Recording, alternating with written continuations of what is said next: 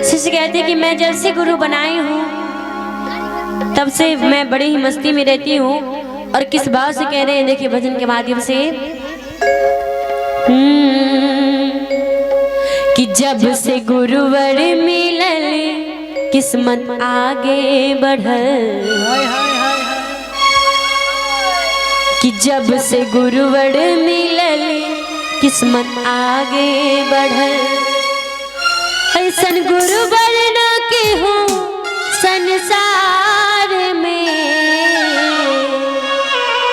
कि दिल भइल दीवाना गुरु के प्यार में। और किसका किसका दिल दीवाना है गुरु के प्यार में? उठा के हाथों को सभी कोई। दीदी आप लोग ताली बजाने में बहुत कंजूसी कर रहे हैं। किसी ने कहा है कि अंगूर के रस को जूस कहते हैं, अंगूर के रस को जूस कहते हैं। और जो बाबा के भजनों में तालियां नहीं बजाते हैं उसे कंजूस कहते हैं। अच्छा, कंजूस कौन कौन है? उठाइएगा हाथों को। तो सभी कंजूसे हैं? नहीं है तो हाथ क्यों उठाए थे? अच्छा, इस बार जो कंजूस नहीं है वो हाथों को उठाइएगा। पूरा पूरा उठा लीजिए। आप लोग कंजूस नहीं है तो उठा के और ताली के साथ। दिल भइल दीवाना गुरु के प्यार में, दिल भइल दीवाना गुरु के प्यार में। जब से गुरुवर मिलल किस्मत आगे बढ़ल, जब से गुरुवर मिलल किस्मत आगे बढ़ल। ऐसा गुरुवर न केहू संसार में।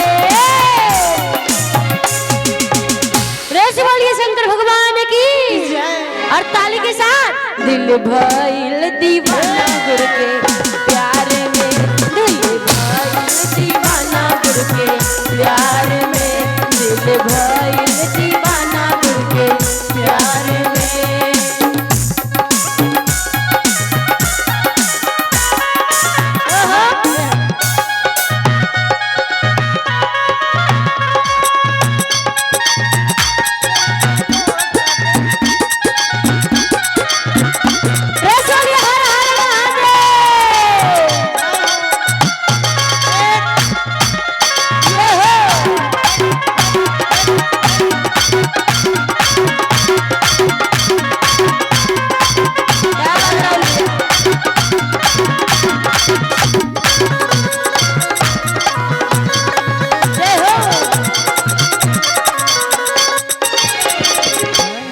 और शिष्य कहते हैं, शिव जी के महिमा ये बहुत महान हो, सुनने के लंका दिले रावण के दान हो।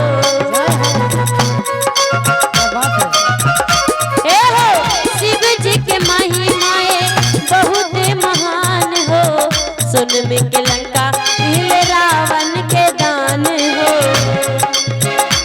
बारे जग में महान लेला गुरुवर के नाम, बारे जग में महान लेला गुरुवर के नाम। ऐसन गुरुवर न केहू संसार में। और क्या बोलना है कि दिल भइल दीवाना गुरु के प्यार में। दिल भइल दीवाना किसके प्यार में? गुरु के प्यार में, महादेव के प्यार में नहीं। सभी कोई जिसका जिसका दिल दीवाना है उठा के हाथों को गाइएगा कि दिल भइल दीवाना गुरु के प्यार में, दिल भइल दीवाना गुरु के प्यार में।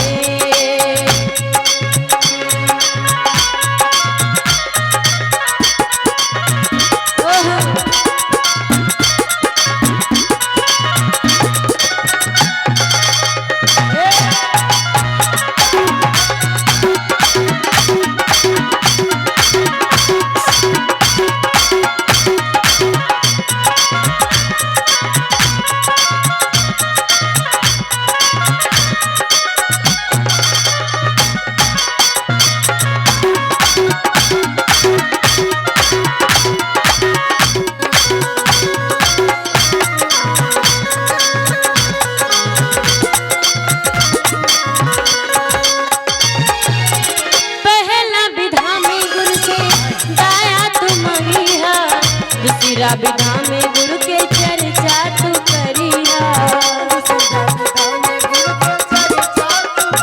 ए हो पहिला विधा में गुरु से दाया तू मंगिहा, दूसरा विधा में गुरु के चर्चा तू करिहा।